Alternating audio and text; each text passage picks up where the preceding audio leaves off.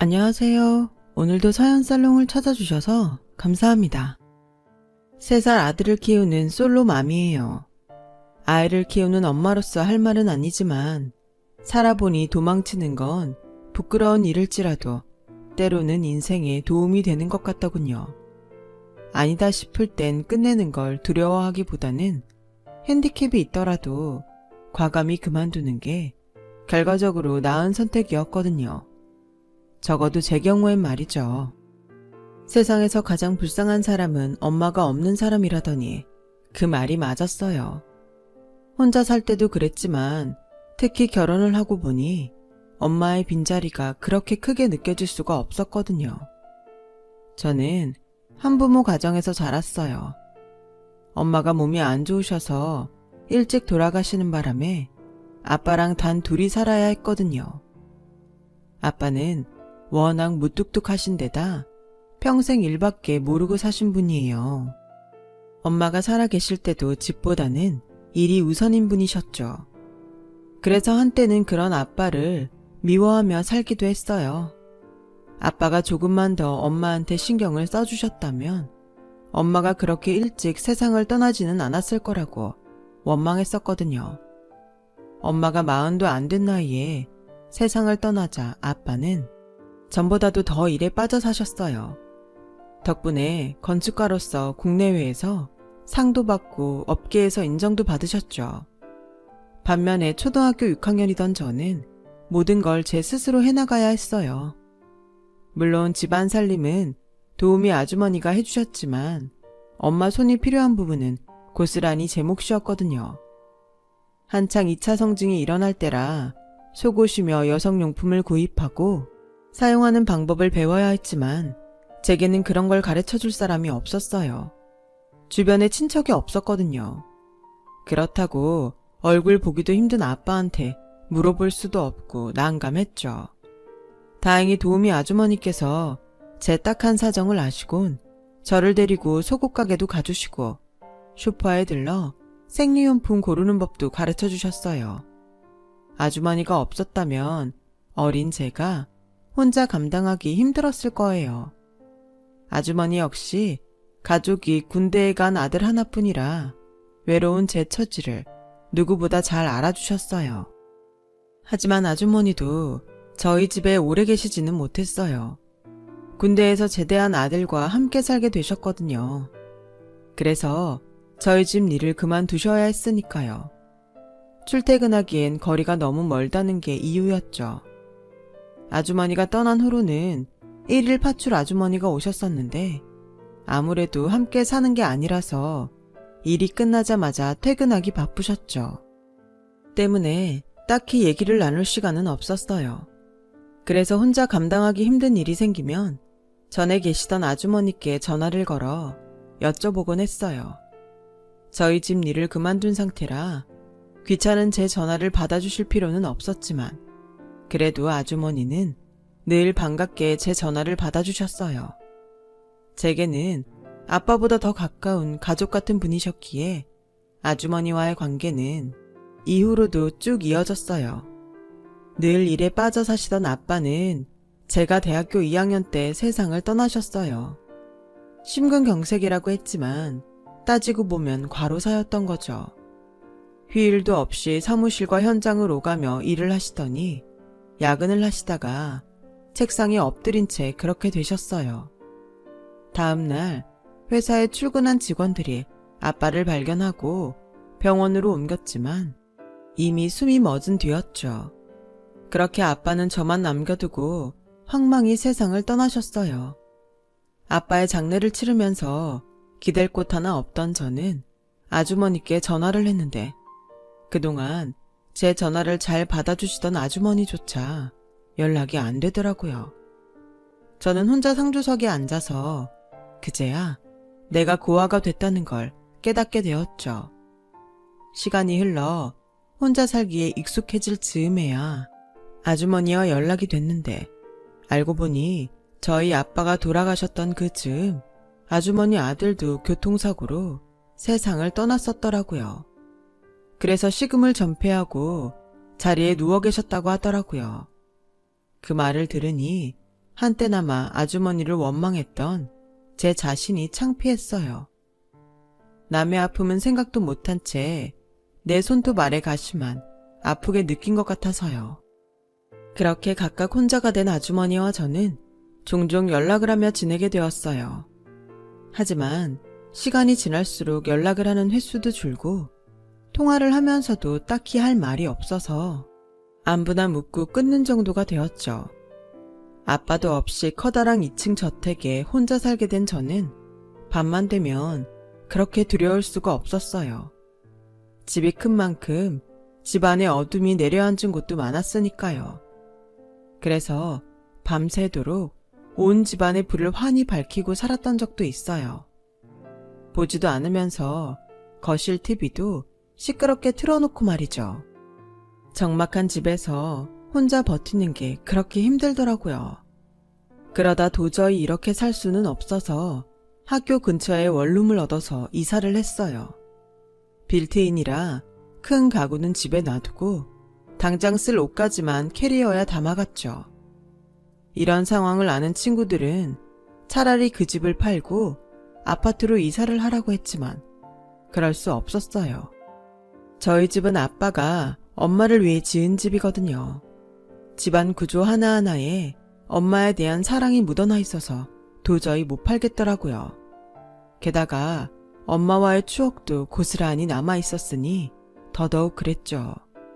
그래서 차라리 새를 놓을까 했는데 집 규모가 커서 그런가 마땅한 세입자를 구할 수 없어서 그대로 집을 방치해둘 수밖에 없었어요. 주말에 종종 집에 들러 청소기도 돌리고 정원 정리나 하는 정도였죠. 그러다 결혼을 하면서 남편과 함께 들어와 살게 되었어요. 제 남편은 같은 대학 후배로 저보다 3살이 어린 연하남이라서 가정을 꾸릴 준비가 되지 않아 저희 집에서 함께 살게 되었거든요. 임신만 하지 않았다면 어린 나이에 결혼을 하진 않았을 거예요. 남편은 내심 제가 아이를 지우길 바랬고 저 역시 제 인생을 생각해서 그게 최선이라는 걸 알았지만 병원에서 아이의 심장 소리를 듣고 보니 그러지 못하겠더라고요.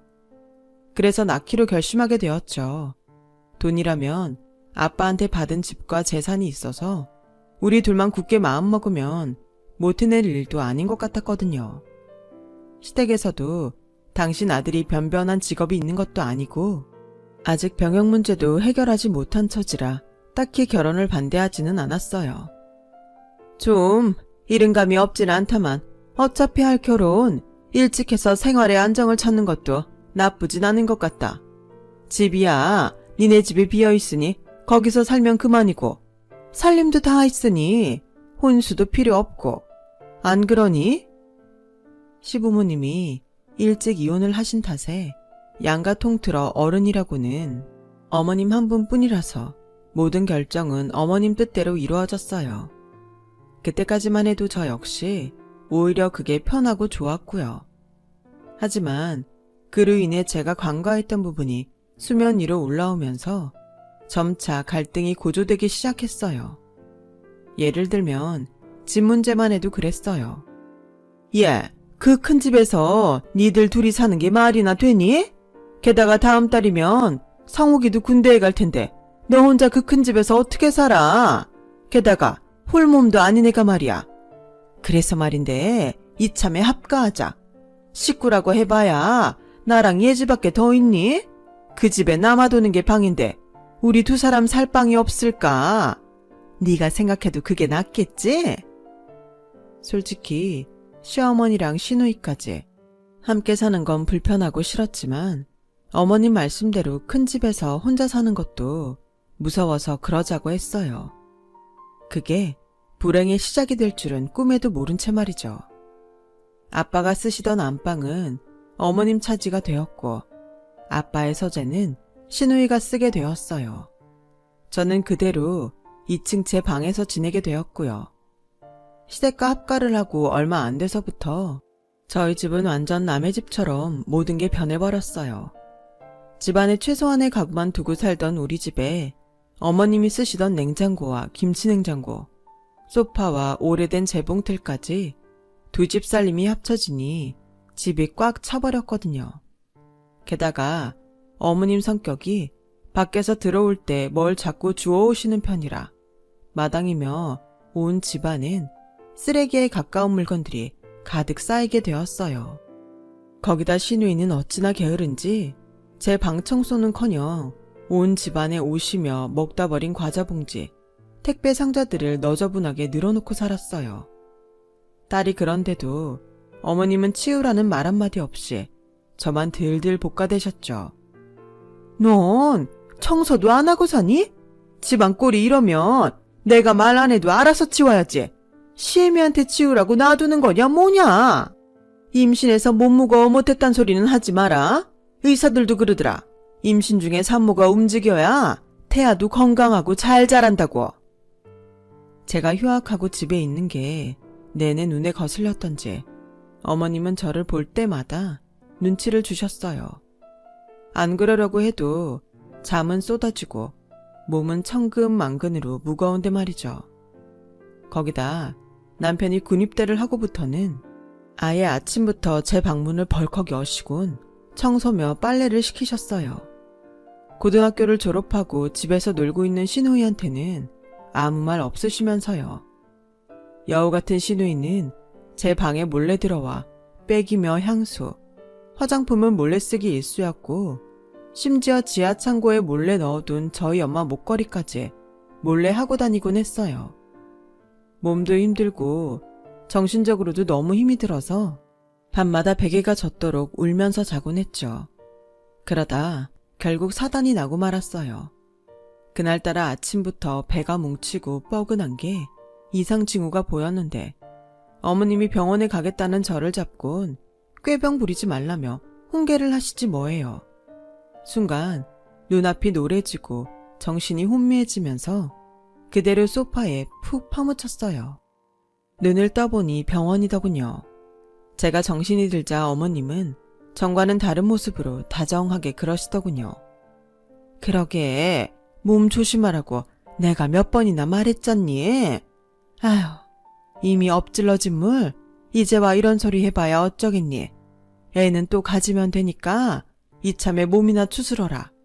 아직 젊어서 괜찮을 거다.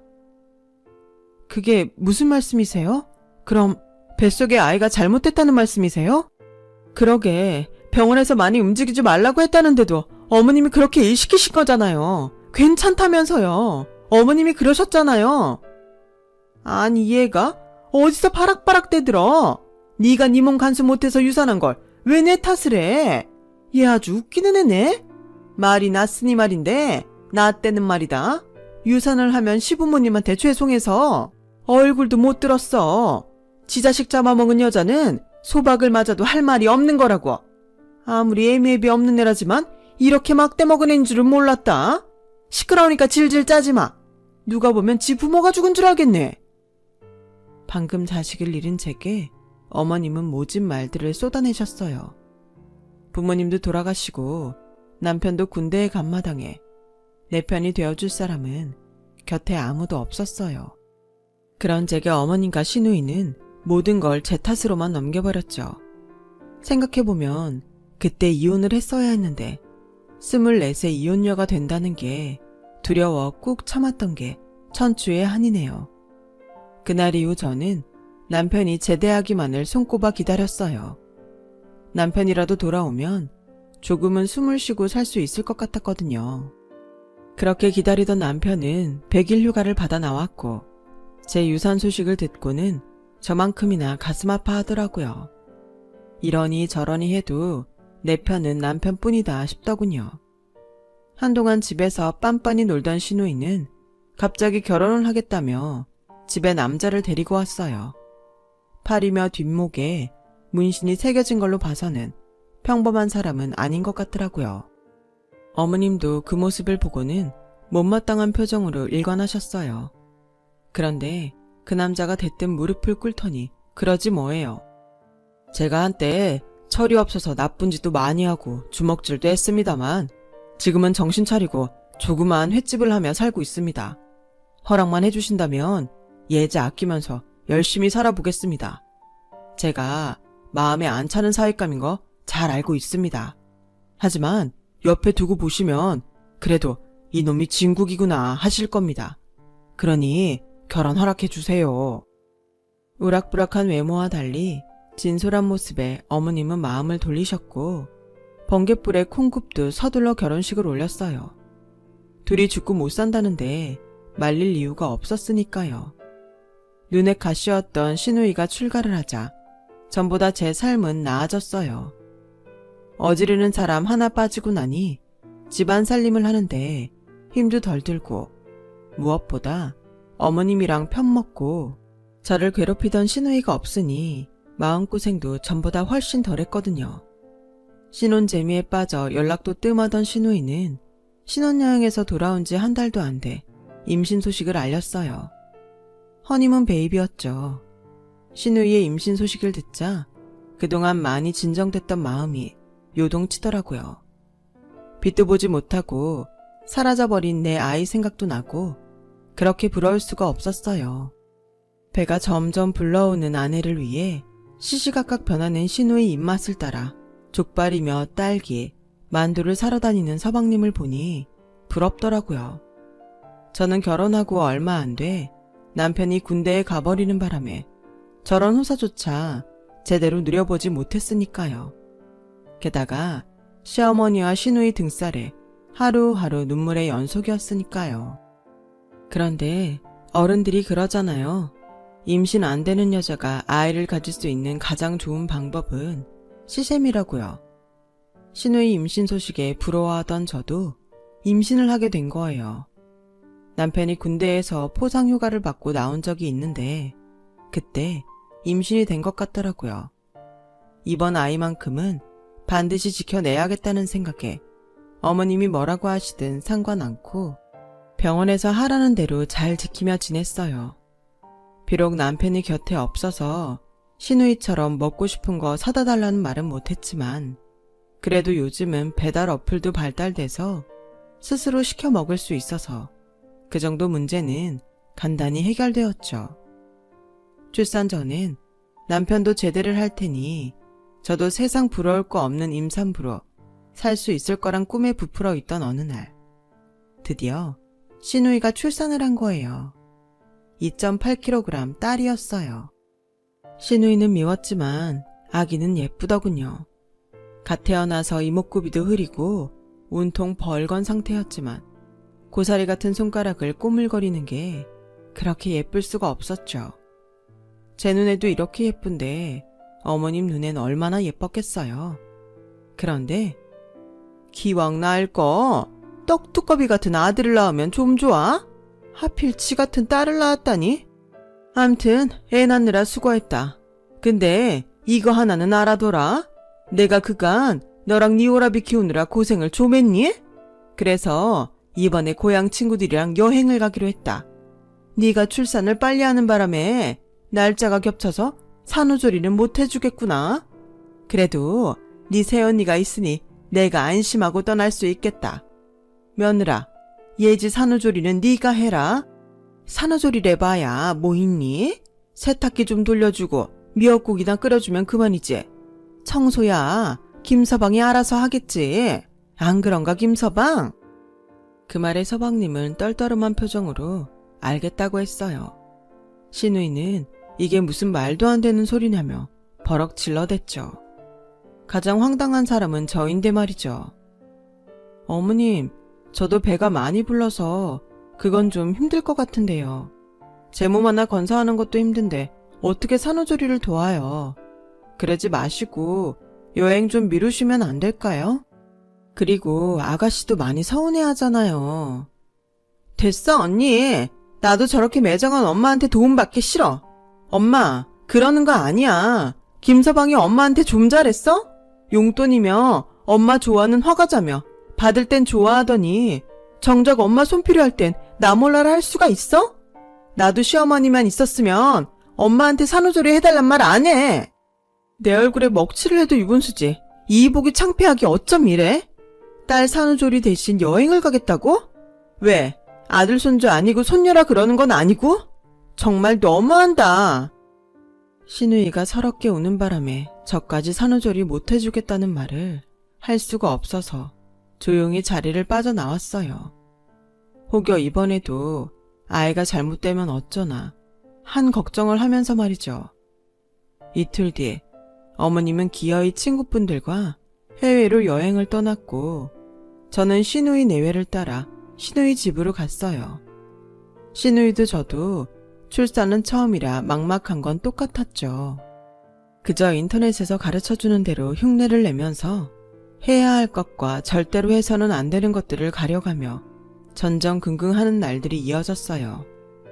내 몸도 무거운데 하루 5번씩 신우이한테 미역국을 갖다 바치고 빨래며 서방님 먹을 반찬까지 하려니 눈에 핏줄이 터져서 엉망이었어요. 보다 못한 서방님이 도우미 아줌마를 불러줘서 그나마 한시름 놓긴 했지만 그래도 힘든 건 마찬가지였죠. 그렇게 보름을 신우이 집에서 보낸 저는 볼살이 쏙 빠져서 집으로 돌아왔어요. 그 사이 유럽에서 돌아온 시어머니는 뭘 그리 많이 사왔는지 집안 곳곳에 주렁주렁 걸어놓곤 제게 자랑을 늘어놓으셨죠. 유럽이 확실히 좋긴 하더라. 집도 얼마나 예쁜지 골목골목마다 안 예쁜 곳이 없어. 특히 프랑스가 그렇게 좋더라. 이름이 뭐더라? 뿌띠 프랑스라든가? 거긴 동화 속에 나오는 마을처럼 얼마나 예쁜지 몰라. 거기서 한 달만 살아봤으면. 어머님은 당신 딸 걱정은 손톱만큼도 않고 여행 갔다 온 얘기로 3일 밤낮을 떠들어댔어요. 당신 때문에 대신 죽어라 일한 저는 안중에도 없었죠. 정말 이기적인 인간이었어요. 그런데 그 모습을 보니 슬슬 걱정이 되기 시작하더라고요. 자기 배 아파 낳은 딸 산후조리도 안 해주는 사람이 며느리 산후조리 해줄 리 만무했으니까요. 저한테는 친정 엄마도 없고 억지 춘향일지라도 산후조리를 도와주러 올 캐도 없는데 걱정이 태산이었죠. 믿을 사람이라고 남편뿐인데 남편이 제대로 해줄 리 만무했어요. 그래서 산후조리원을 찾아봤지만 괜찮은 곳은 이미 예약이 다 찼고 남은 곳 중에는 마땅한 곳이 하나도 없더라고요. 여보, 걱정하지 마. 아무렴 우리 엄마가 귀한 손주를 낳아주는데 나 몰라라 하시겠어? 예지 그기 집에는 전부터 엄마 속을 하도 썩여서 얄미워 그런 거고 당신은 아니잖아. 나 군대 가고 없을 때 우리 엄마 부양한 사람이 당신인데 설마 모른 척 하시겠냐고. 혹시 그러면 내가 가만 안 있을 테니까 걱정하지 마. 이제 막 제대를 해서 한창 의욕이 가득한 남편은 모든 걸 긍정적으로 생각하고 있었어요. 하지만 산딸이 다가오고 12시간 진통 끝에 출산을 하게 되자 제 걱정은 현실이 되었죠. 내 딸 산후조리도 안 한 내가 며느리 뒷수발까지 들어야겠니? 그러게 친작 산후조리원 예약했으면 좋았잖아. 돈만 주면 다 해주는데 그깟 돈 몇 푼이 아까워 시애미를 부릴 생각인 거냐? 난 못한다. 죽은 네 엄마 데려다 해달라고 하든지 네 마음대로 해. 이제 막 출산을 한 제게 어머님은 성질을 버럭내고 나가버리셨어요. 자기가 알아서 하겠다고 호언장담했던 남편은 어머님 기세에 눌려 찍소리도 못하고 벙어리처럼 있었죠. 병원에서 퇴원해 집으로 오는데 어찌나 막막하고 눈물이 나던지 엄마 없는 사람이 세상에서 제일 불쌍하다는 말을 이렇게 체감하게 될 줄은 몰랐어요. 제 사정을 잘 아는 남편은 딴에는 열심히 한다고 옆에서 도왔지만 평생 제 손으로 라면 하나 끓여본 적 없는 남편은 전기 밥솥 하나 제대로 사용을 못해서 저를 깨우곤 했어요. 친구 집에 가신 어머님은 전화도 안 받고 남편은 혼자서 고군분투하다 질에 나자빠져선 제가 잠든 틈을 타 밖으로 나가버렸더군요. 도저히 도움을 청할 데가 없어서 아직 성치 않은 몸을 일으켜 주방으로 나가려는데 마침 오래전 저희 집에서 일을 하셨던 도우미 아주머니가 전화를 하셨더라고요. 아주머니 목소리를 들으니 눈물이 터져선 엉엉 울어버렸어요. 제 얘기를 들은 아주머니는 성남에서 택시를 타고 바로 오셨더라고요. 내 이럴 줄 알았어. 출산일이 다가오길래 어떻게 지내나 걱정돼서 전화했더니 이게 웬일이니? 상황이 이러면 나한테라도 전화하지. 왜 미련 곰퉁이처럼 참아? 망할 놈의 인간들. 애비나 지 손주 낳은 며느리를 내팽개친 시애미나 둘 다 똑같은 인간들이네, 썩을 것들. 넌 움직이지 말고 있어. 아줌마가 미역국 끓여올 테니까 맘 편히 푹 자고 있으라고. 아주머니는 집에 들어오자마자 팔부터 걷어붙이곤 주방으로 가셨어요. 주방에서 들려오는 달그락 소리를 들으며 저는 잠이 들었죠. 아주머니는 잠든 저를 깨우시곤 일단 미역국부터 먹으라며 국그릇 가득한 미역국을 내미셨어요. 미역국을 먹어야 젖이 돌지. 안 먹히더라도 먹어야 돼. 국물도 남기지 말고 싹 먹어. 이참에 내가 여기서 지내며 산후조리 도와줄 테니까 아무 걱정 말고. 애가 네 아빠를 많이 닮았네. 벌써부터 이목구미가 또렷한 게 녀석이 한 인물 하겠어. 네 아빠가 이렇게 예쁜 손주를 보고 가셨으면 얼마나 좋았을까. 내 눈에도 이렇게 예쁜데 친정 아빠 눈엔 얼마나 예뻤겠냐고. 기특하다. 어린 게 애도 다 낳고 기특하다. 기특해. 아주머니는 눈물을 훔치시며 마치 친정 엄마처럼 좋아하셨어요. 그날 남편은 새벽 3시가 다 돼서야 집으로 돌아왔어요. 술에 취해 고주망태가 돼서 아기를 보겠다며 방으로 들어오다가 제 옆에서 주무시던 아주머니 손에 이끌려 나가고 말았죠. 다음날 아주머니는 제 남편을 호되게 야단치셨어요. 그러자 남편이 오히려 짜증을 내며 그러더군요. 아줌마, 돈 주면 될 거 아니에요. 어차피 아줌마도 돈 받고 일하는 거면서 누구한테 훈계해요. 나도 할 만큼 했다고요. 이제 막 제대해서 한창 놀고 싶은 거 꾹 참고 밥하고 청소하고 다 했다고요. 에이씨, 이럴 줄 알았으면 장모 있는 여자랑 결혼하는 건데 짜증나. 애초에 애 때문에 내 발목 잡은 건 쟤인데 내가 왜 개고생을 해야 하냐고. 아씨, 진짜 개짜증나.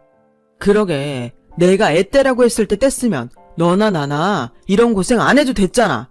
나 이제 겨우 23인데 애새끼 똥기저귀 치우며 살아야겠냐? 망가진 내 인생 너 어쩔 거냐고. 남편은 손에 들고 있던 유리컵을 벽에 던졌어요. 그 바람에 산산조각이 난 컵이 바닥에 흩어졌어요. 컵을 던진 남편도 자기가 한 짓에 내심 놀라는 것 같더라고요. 그 순간 아주머니의 커다란 손바닥이 남편의 얼굴을 강타했어요. 얼마나 충격이 컸던지 80kg가 넘는 남편이 뒤로 몇 발자국 떠밀려 나갈 정도였죠. 똥물에 튀겨주게도 시원찮을 놈아. 뚫린 주둥이라고 함부로 떠드냐? 10달 동안 네 자식 배에 담고 산 사람도 있는데 그 며칠 밥 좀 했다고 유세를 떨어? 이 벼락 맞아 뒤질 놈아. 너 같은 놈은 아빠 될 자격도 없어. 뭐 하나 변변한 거 없는 놈 받아줬더니 뭐가 어쩌고 어째? 막말로 네 놈이랑 결혼하면서 선영이가 손해봤지 네 놈이 손해본 거 있냐? 지 손으로 집 한 칸 구할 능력도 없는 놈이 처가에 들어와 살면서 뭐가 그렇게 잘났다고 떠들어? 너 이 집에서 생활은 누구 돈으로 하는 줄 아냐? 다 선영이 부모님이 남겨준 돈으로 했어. 몸뚱이만 딸랑 들고 들어와 대궐 같은 집에서 살게 됐으면 고마운 줄이나 알 것이지 어디서 이따위로 굴어? 그러고도 네가 네 자식한테 아빠 소리 듣고 살 수 있을 것 같냐? 말해봐라 이놈아. 아주머니는 얼굴이 시뻘개지도록 목에 핏대를 세워가며 소리쳤어요. 세상에 내 편 하나 없는 저를 위해서 말이죠. 그 모습에 왠지 나도 든든한 백이 있는 것처럼 힘이 나더군요. 그래서 그동안 겁이 나서 못했던 말들을 쏟아부었어요. 그래, 더는 네 인생 발목 안 잡을게. 그러니까 이 집에서 당장 나가. 니네 엄마한테도 전해. 내 집에서 당장 짐 빼라고. 그리고 네 여동생한테도 말해. 그동안 우리 집에 살면서 훔쳐간 내 백이랑 옷, 그리고 우리 엄마 목걸이랑 다 가져오라고. 안 그럼 절도죄로 쳐넣을 테니까. 그리고 그동안 생활비 한 번 안 내고 네 엄마랑 여동생 나한테 떠넘긴 너도 나랑 채무 정리해야지. 지난 2년간 니네 식구들이 이 집에서 쓴 가스비며 전기세, 식비까지 모조리 다 토해내. 물론 날 가정부처럼 부려먹은 인건비랑 네 동생 산후조리 시킨 비용까지 하나도 빼지 말고 다 갚으라고. 그리고 앞으로 애 양육비도 매달 꼬박꼬박 보내야 할 거야. 애는 나 혼자 맡는 게 아니잖아? 멍청하게 서 있지 말고 당장 나가. 안 그럼 경찰 부를 거니까. 아주머니는 말도 안 된다며 고래고래 소리치는 남편을 밖으로 쫓아냈어요. 몇 시간 뒤에 남편의 전화를 받고 달려온 시어머니까지 합세해 밖에서 난동을 부렸고 결국 경찰이 출동을 하게 됐죠. 아주머니는 남편이 집안에서 난동을 부린 사실을 말하며 산모와 신생아의 안전을 위해서라고 저 모자를 집안에 들일 수 없다고 항변했어요. 남편은 홧김에 유리컵을 던지긴 했지만 누굴 다치게 할 생각은 아니었다고 말했지만 경찰은 그 말을 받아주지 않았죠. 그리고 이후 몇 주 뒤 저는 변호사를 선임해 이혼 소송에 들어갔고 시어머니와 시누이에 대한 소장도 만들어 보냈어요. 처음엔 가족끼리 있을 수 있는 일 아니냐며 뻗대더니 결국 꼬리를 내리고 합의를 하자면서 연락을 해왔어요. 아직 대학생 신분인 아들을 위해 조용히 끝내려 한다고 했지만 실상은 길게 소송까지 가봤자 자신들만 손해라는 걸 알았기 때문이었어요. 그렇게 저는 바보처럼 살았던 날들을 버리고 돌싱이 되었어요. 그리고 아빠 집에서 아주머니와 함께 육아를 하며 살게 되었죠. 아이가 젖을 때면 학교에 복학해 졸업을 할 생각이에요. 비록 철없던 시절의 실수로 남들보다 먼 길을 돌아가게 되었지만 지금이라도 용기를 내서 돌아선 게 다행이라고 생각해요. 아직 제겐 살아야 할 시간도 많고 제가 할 수 있는 일들도 많으니까요. 적어도 내 아이한테만큼은 부끄럽지 않은 엄마가 되어보려고 합니다. 힘내서 열심히 살아보겠습니다. 지금까지 제 사연을 들어주셔서 감사드려요. 들어주신 분들 건강하시고 항상 평안하시길 바랍니다. 여러분, 사연 댓글에 응원과 현명한 조언 부탁드려요. 좋아요와 구독은 저에게 큰 힘이 됩니다. 오늘도 좋은 일 가득하세요.